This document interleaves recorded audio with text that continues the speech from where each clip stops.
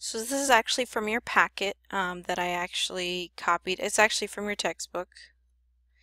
And in Explain 2, we're going to be using the complement to find the event that we want. So a faster way than, of course, making a Venn diagram and coloring stuff in, right, which takes a while, we can actually use the probability of an event in its complement. So things that are either going to be in the event or not in the event. So this would be event A and not event A. That's going to be yielding the total amount of things that could happen, right? Just so you know, if I wanted to find the probability of a certain event happening, what I could do is I could say 1, take away the total things of not event A happening.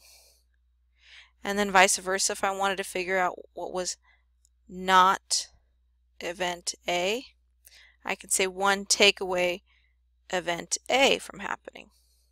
Okay, we're going to see how to do that in the next 2 explains. Okay, so let's say, for example, in part A, it says use a complement to calculate the indicated probabilities. Let's say you roll a blue number cube and a white number cube at the same time. So remember that a cube has 6 sides to a cube. All right, and one's going to be blue and one's going to be white. Okay, remember there's 1, 2, 3, 4, 5, 6. 1, 2, 3, 4, 5, 6. What is the probability that you do not roll doubles? So the first thing I'm going to do is kind of write this in. I can roll a 1 and a 1, a 1 and a 2, a 1 and a 3, 1 and 4, 1 and 5, 1 and 6. Go ahead and take some time, fill these in, because I want you to figure that out, okay? This is also a great tool to keep in mind to draw a diagram of the situation before you try and do the rest of the steps. In fact, I think step 2 says to make a diagram. Yes, it does. Also to define the events. So let's say, what is the probability that you do not roll doubles?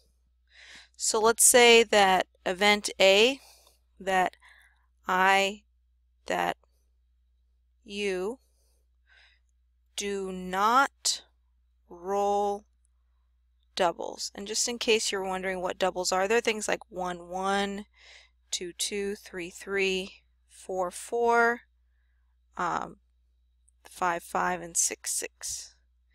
Whereas event A is that you do roll a double. So that you actually do it. You roll a double. So first things first, let's determine A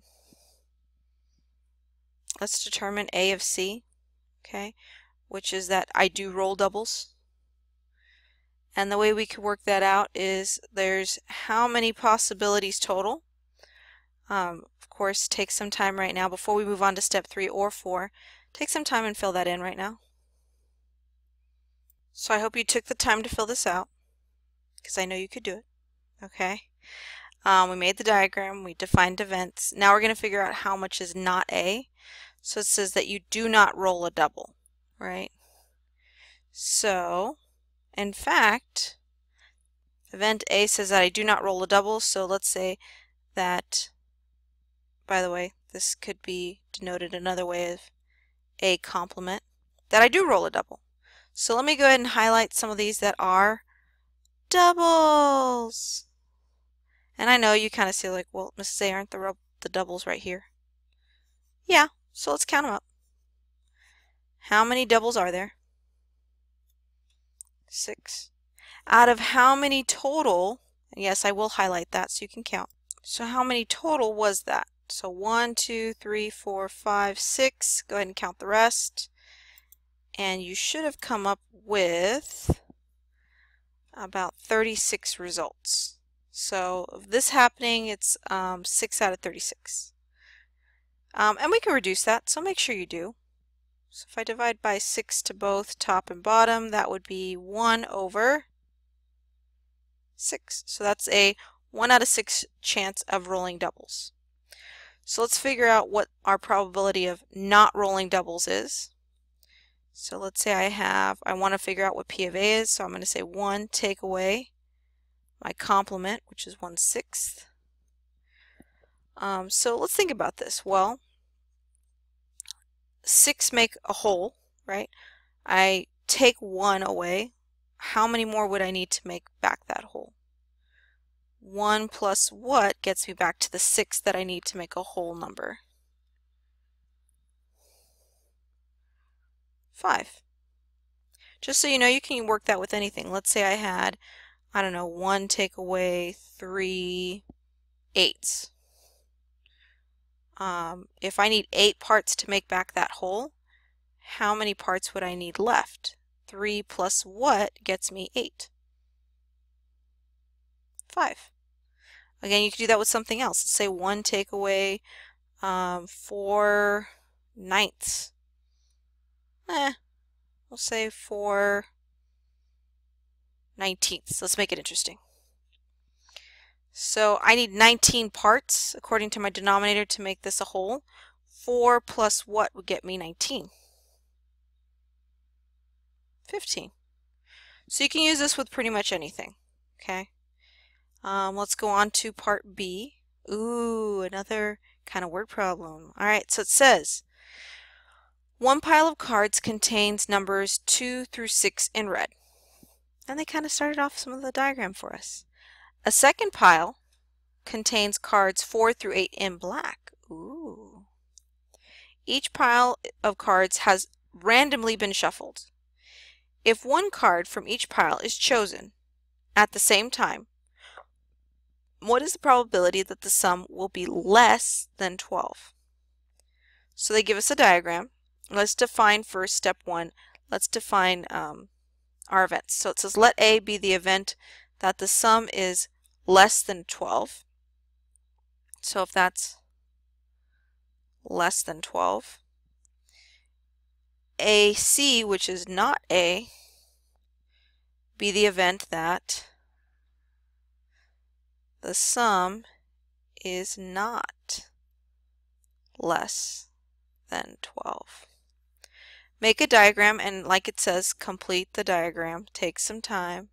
They already kind of started it out for us. 4 plus 2, 4 plus 3. In fact, we could actually just, write out the answers. So instead of writing like 4 plus 2, I could just put 6.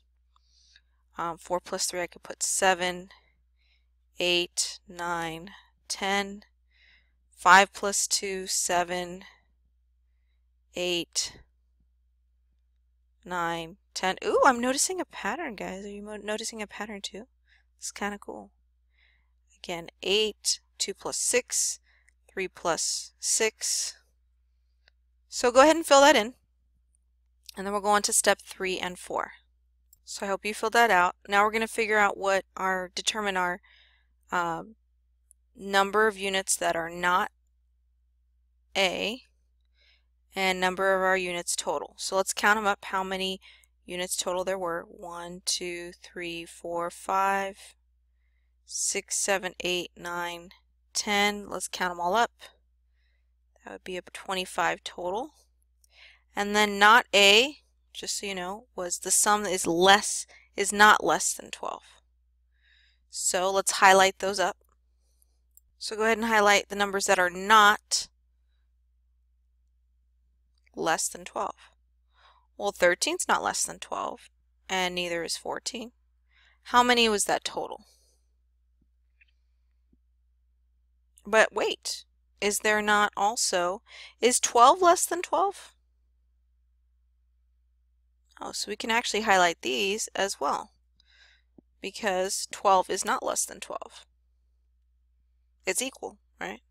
So how many total is that? And that's about 6.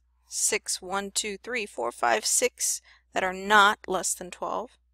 And last but not least, step 4, determine P of A. So remember, we could take one whole, take the probability of, again, not A.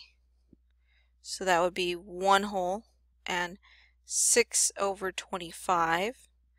So again, 25 is going to be my denominator. So 6 plus what would get us 25? 19. So the probability of that sum of two cards that is less than 12 is 19 out of 25. In fact, if we wanted to, we could kind of count that up. 1, 2, 3, 4, 5, 6, 7, 8, 9, 10, 11, 12, 13, 14, 15, 16, 17, 18, 19. Yes, there are 19 outcomes that are less than 12. As soon as I count, we just count. Yes, but this is nice. Like, could you imagine if this entire thing was, I don't know, instead of 6 or 5 by 5, could you imagine if it was like 100 boxes by 100 boxes? I don't know about you, but I don't want to count that. And there's a faster way of doing that. So I'm showing you this now. Just like it says here, do the problems in the packet, stop here and do the problems in the packet, okay? And use this as a reference guide. It goes through all the steps that we're going to follow for the ones in your packet.